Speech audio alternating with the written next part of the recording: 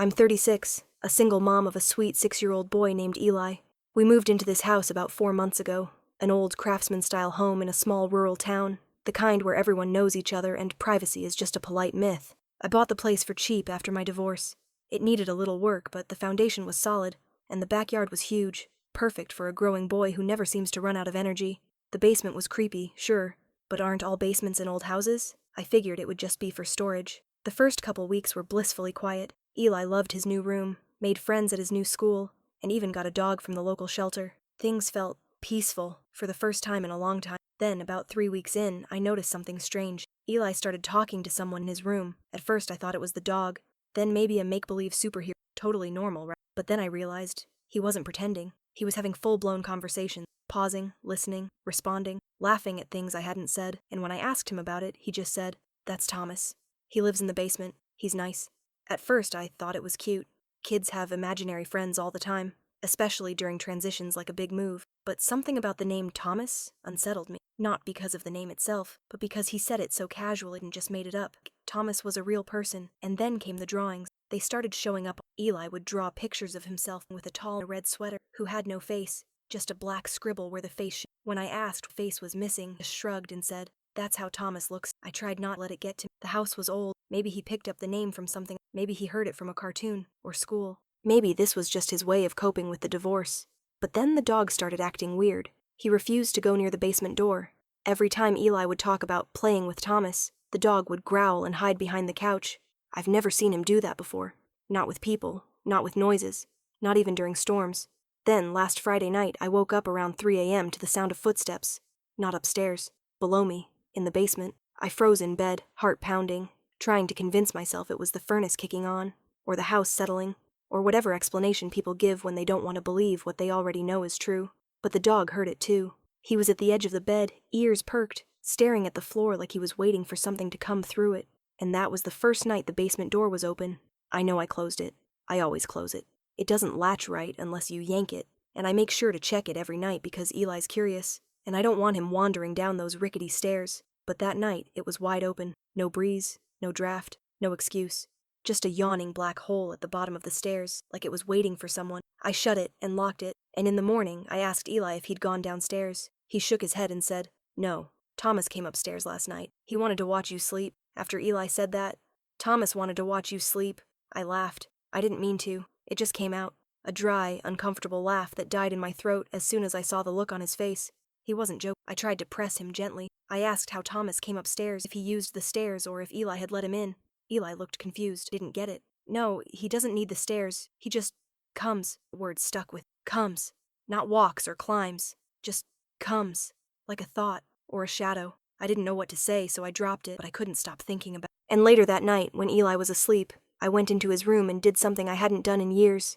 I plugged in the old baby monitor. Not the video one, just the audio. I'd kept it in a box with some of his toddler stuff. I told myself I just wanted peace of mind. Just wanted to hear if he got up or talked in his sleep. I didn't tell myself the truth, that I wanted to know if someone else talked back. Around 2:11 a.m., I heard it. The sound was faint, almost like static. But then came a whisper. A man's voice, low and shaky, not quite clear. I froze, pressed the volume up. Then, clear as day, I heard my son say, "I missed you last night." Silence. Then the voice again, garbled and distant. "I missed you too, buddy." It wasn't my voice. And it wasn't in my house. At least, not one I could see. I jumped out of bed, grabbed the flashlight, and crept down the hallway. I didn't want to scare Eli, but I had to know. I had to see it with my own eyes. His door was slightly cracked, just like I always left it. I peeked in. He was sitting up in bed, talking softly, to the corner. There was no one there. I stepped in slowly and called his name. He turned, calm as anything, and smiled. "You're awake," he said. "Thomas said you'd come." I asked him who he was talking to. He pointed to the corner and said, "He's shy right now. He doesn't like grown-ups." The dog was lying on the rug, body tense, tail stiff, eyes locked on the same empty corner, not growling, just watching. I stayed with Eli until he fell asleep again. I didn't ask any more questions. I didn't want to hear the answers. Instead, when I left his room, I turned the monitor all the way up and hit record. The whispers didn't stop. The next night, it got worse. Because that's when Thomas said my name. When I played the recording the next morning, my hands were trembling so badly I almost dropped the phone. The first few minutes were the same as before. Whispers, little fragments of words I couldn't make out. Then, at exactly 2:37 a.m., there it was. A man's voice. Low, hoarse, like someone who hadn't spoken out loud in years, clear enough to make my stomach drop. Anna? That's my name. Not Mom, not Lady. Anna. My son doesn't call me Anna. No one in this house does. I shut the recording off immediately. The silence in the kitchen felt heavier than the sound had. It wasn't just whispers. Whoever this was knew me. I spent the whole day trying to keep things normal for Eli, making breakfast, walking the dog, folding laundry. All the while, my eyes kept drifting to the basement door, the one I'd locked the night before, except it wasn't locked anymore. It was open again. A thin line of dark air stretched up from the stairs like a shadow bleeding into the hall. The dog didn't cross it. He just stood there whining, ears flat against his skull. I slammed it shut and wedged a chair under the handle. That night, I didn't sleep. I sat up with the baby monitor pressed to my ear, staring at the door. The house creaked like it was breathing. Every noise felt deliberate. Then, at 1:52 a.m., Eli's voice drifted through the monitor again, soft, like a secret. "She's awake, Thomas. You can say hi." There was a pause. Then a reply, quiet but sharp, like a blade sliding out of a sheath. "She already knows me." I almost threw the monitor across the room. My whole body went cold, because that voice wasn't unfamiliar. I couldn't place it exactly. Not yet. But it wasn't a stranger's. It was someone I had heard before. Someone who shouldn't be here. I ran to Eli's room. He was lying down now, eyes closed, pretending to sleep. But his hand was stretched toward the corner of the room, fingers curled like he was holding someone else's. And for the briefest second, less than a blink, I swear I saw it too. A tall, thin shape crouched in the corner, shoulders hunched, head tilted. Its face was blurred, like a photo in motion. When I flicked on the light, it was gone. Eli rolled over and whispered, "You scared him." I left the light on. I haven't turned it off since. But here's the thing that's eating me alive. There's only one Thomas I've ever known, and he's been dead for 15 years. I didn't sleep at all after that night. The image of that blurred face in the corner played on a loop in my head. Every time I blinked, I saw it again. Long fingers, that bent neck, like it was leaning closer to Eli. The name Thomas wouldn't leave my brain either. It wasn't just some random name to me. When I was a kid, back in the same town we're in now, my mom used to date a man named Thomas Grady. He was charming at first, funny, good with kids. But then things started happening. Broken windows, dead animals left on our porch. My mom tried to leave him twice. The second time, he followed us to my elementary school and tried to pull me into his car. I still remember the smell of his breath, sour and sweet, like rotting fruit. He disappeared not long after that. My mom told me he moved away. I never questioned it. I wanted to forget. But 2 weeks ago, when I went to get our mail, there was a yellowed envelope tucked between the flyers. No return address. Inside was a single piece of paper with blocky handwriting. "Nice to see you again, Anna. I missed my buddy." No one calls me Anna except my mom and a few people from back then. Nobody here even knows that part of my life. At first, I thought it was a prank. But now, after the baby monitor, after the basement door, after that shape in Eli's room, it feels like a warning. I started looking him up online. Nothing. No Facebook. No arrest records. No obituary. Almost like he'd been scrubbed from the internet entirely. Then I remembered something my mom once said when she was drunk. "Men like Thomas don't disappear, honey. They just find new shadows to crawl into." The shadows in my basement felt like they were waiting, so I went down there. In the daylight, with my phone flashlight on, I descended the creaking stairs. The dog refused to follow, whining at the top step. The air down there was damp and metallic, like a cellar that hadn't been opened in decades. Boxes stacked to the ceiling, old paint cans, a washing machine with rusted edges, and something else. In the far corner, behind an old wardrobe that must have been there for years, I found a small wooden door flush with the wall. No knob, just a latch, the kind of thing that looks like a crawl space. I'd never seen it before. It wasn't on the house listing. I pushed the wardrobe aside. The wood of the door was darker than the rest of the wall, like it had been replaced. My fingers hovered over the latch. That's when my phone buzzed. A text. From an unknown number. "Don't open it yet." I dropped the phone like it had burned me. There was no one else in the house but me, Eli, and the dog, and yet someone knew exactly where I was. I stood frozen in front of that little door, heart pounding so loud I could hear it in my teeth. The text just sat there on my screen. "Don't open it yet." No name, no number, just black letters on a gray bubble like a whisper inside my phone. I backed away slowly. Every instinct told me to get out of the basement, to shut the door, forget I ever found it. But some part of me, some angry, broken, needed to know what was behind that. That night, I didn't say anything to Eli. I wanted to keep him calm. I made dinner, put on a cartoon, read him his favorite bedtime story, but all I could think about was that door. The way it looked, like it had been added after the house was built. It was meant to be hidden. At 11:23, I got another text from the same number. "Tomorrow, noon." You'll know, that was it. I didn't sleep. I sat in the kitchen with all the lights on. The dog curled at me, was guarding me. Eli didn't stir once. But around 3 a.m., the monitor clicked on by itself. This time, no whispers. Just breathing. Heavy. Slow. Measured. And then Eli's voice, soft and sweet. Can Thomas stay for lunch? My throat went dry. A second voice answered, calm, like a man smiling as he spoke. I already have a seat. The monitor crackled and went silent again. The next morning I kept Eli home from school. Told him we were having a mommy Sunday, and he was thrilled. Kids are so easy to distract when they still think the world is safe. At exactly noon, the doorbell rang. I wasn't expecting anyone. I looked through the peephole, and for a moment I forgot how to breathe. An old woman stood on my porch. Thin, bony, wrapped in a faded green coat despite the warm weather. She had a manila envelope tucked under one arm and a cigarette burning in her other hand. Her eyes were pale gray and almost too still, like they weren't looking at anything, but through it. She said one thing when I opened the door. I used to live here. I let her in. She sat at the kitchen table, politely declined coffee, and slid the envelope toward me. Inside were 5 photographs. Each one showed a different child standing in front of the basement door. Same house, same hallway. But none of the kids were Eli. None of them were me. I looked at her, barely able to speak. She said, "His name isn't Thomas." Then she pointed to the last photo, one of a boy around Eli's age. He had wide eyes and a terrified smile. His fingers were crossed behind his back. Behind him, in the shadows near the basement door, was something else. A blur, a shape, like a man made of smoke, tall and bent. The woman looked at me and said, "He tells the kids that name so the parents won't be scared. But that door?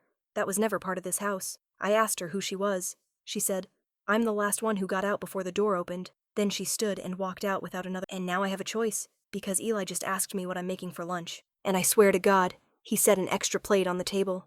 I stared at the extra plate like it might start moving on its own. Eli set it carefully, the way kids imitate adults, his tongue poking out a little in concentration. He even put a fork and knife, exactly parallel, and a napkin folded neatly on top. He looked up at me and grinned. Thomas likes when it's neat. My knees almost gave out. I forced a smile, told him to go wash his hands, and the second he disappeared into the bathroom, I grabbed the plate and hurled it into the sink. It shattered. When Eli came back, his face fell. "You scared him," he whispered, like he was talking to the empty air. The dog barked once, short, sharp, then bolted to the living room and hid behind the couch. I started shaking so badly I had to hold on to the counter. The old woman's photos were still on the table. 5 children, 5 doors, 5 shadows, and her words echoing in my skull. That was never part of this house. The crawl space. I couldn't take it anymore. I told Eli to go play in his room. He went quietly, eyes down, like he knew I was angry, but didn't understand why. When his door clicked shut, I grabbed a crowbar from the garage and went straight down to the basement. The crawl space door was still there, still dark and smooth like wet wood. The latch was old brass, but when I touched it, it was warm. I wedged the crowbar under the edge. It didn't budge at first. Then it gave a little, like something inside was pushing back. A smell rolled out, damp and sweet, like soil and copper mixed together. I gagged and stumbled back, but I couldn't stop. I pried harder until the latch snapped. The door creaked open an inch. I pointed my flashlight at the crack. Not dirt, not bricks. A tunnel, carved out of black rock, like a throat leading down into the earth. The air coming out of it was warm and wet, and then from inside a sound. Not a whisper, not a growl, a child's giggle. I slammed the door shut and shoved the wardrobe back in place, heart hammering like it was going to break my ribs. When I went upstairs, Eli was sitting at the table. He had another plate out, another fork, another napkin. But this time, the seat next to him was pulled out, and the chair was rocking, slowly, back and forth. He looked up at me and smiled. "You can't lock him out anymore." That night, I didn't plug in the monitor. I sat on the floor by Eli's bed, waiting. The dog was at my feet, shivering. At 2:13 a.m., the room went cold. The light bulb flickered, and from the corner came a voice. Not a whisper, not a man's, a child's voice, soft and sing-song. "Anna, he says he's almost here." I didn't answer the voice. I didn't even move. It had sounded like a little boy, but not my boy. It was higher, too smooth, like someone pretending to be a child. The room felt colder by the second, and the rocking chair in the corner had started moving again, on its own. I left the light on and stayed with Eli till morning. He slept like nothing had happened. By sunrise, I'd made a decision. I couldn't keep waiting for whatever this was to come to us. I had to go back down there. So while Eli watched cartoons, I went into the basement, moved the wardrobe, opened the crawl space again, and this time I went in. The tunnel was narrow, damp, barely wide enough to crouch through. I crawled for what felt like forever, until the air changed, cooler, dry. Then I saw it, A small wooden box, like a coffin for something not quite human. I didn't touch it, because carved into the lid was one word: Anna. I stared at the box for a long time. The tunnel was dead silent, like even sound refused to follow me down there. It wasn't dust-covered, wasn't old. It looked new, like someone had placed it here recently, maybe even last night. But my name was carved into it, not written, etched. Deep, angry cuts in the wood. I finally lifted the lid. Inside was a bundle wrapped in linen. I didn't want to open it, but I couldn't stop my hands. Inside were teeth, dozens of them, some cracked, some sharp, some tiny baby teeth, and one gold-capped molar that I recognized instantly, because it used to belong to my father. He died 10 years ago, and I watched them bury him. I barely remember crawling back through the tunnel. I scraped my hands raw against the stone. My knees were bleeding. None of it mattered. I kept hearing his voice, not in my ears, in my bones. My father had been a cruel man, not in ways the world could see, but in quiet, precise ways that carved themselves into you without ever drawing blood. The kind of man who smiled while punishing you, who said, "I love you," like a warning. That gold molar. I remembered when he got it. He chipped his tooth hitting the bathroom sink during one of his drunken rages. I told everyone he slipped, but now it was in a box beneath my house. That night, I didn't even try to sleep. Around 2:46 a.m., I heard creaking in the hallway. Not footsteps, just weight shifting, slowly, back and forth. Then 3 soft knocks on the bedroom door. Eli didn't even stir, but the dog whimpered, crawled under the bed, and refused to come out. Then I heard a voice, my father's voice. "Anna, open the door. I forgave you. I never told anyone what I did to him the night he died, but something knows." I didn't move, didn't breathe, just stared at the door while that voice, his voice, kept calling to me like it used to when I was a little girl and too scared to say no. But this time I didn't open it. I whispered to the dark, "You're not him," and everything went silent, until I heard a giggle.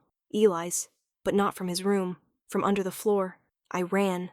I don't even remember my feet touching the steps. I dragged the wardrobe away, flung the crawlspace door open, and dropped into the tunnel again. No flashlight, no hesitation, just fury. The air was different this time, alive. It moved. The tunnel felt like it was breathing around me. When I reached the end, the box was gone, but Eli was there, sitting in the dirt, hands in his lap, eyes glazed like he was dreaming with his eyes open. Next to him stood a tall, twisted thing, bare skin stretched too tight, face unfinished, features shifting like melting wax. But the voice that came out of it was my father's. "We could have been a family again, Anna." I didn't cry. I didn't scream. I stepped in front of Eli and said, "You already had your chance." And then I spoke his real name, not Thomas, not Dad. The name my mother once whispered when she was too drunk to lie. Malik. The shape recoiled, screamed, a sound that made the earth tremble. I grabbed Eli, ran, didn't look back. The tunnel felt like it was collapsing behind us. We made it out. I burned the crawlspace shut, poured concrete. 2 weeks later, I sold the house, took Eli and the dog, and moved 3 states away. He hasn't said Thomas's name since, but sometimes he sets an extra plate at dinner, and sometimes I find small teeth under his pillow.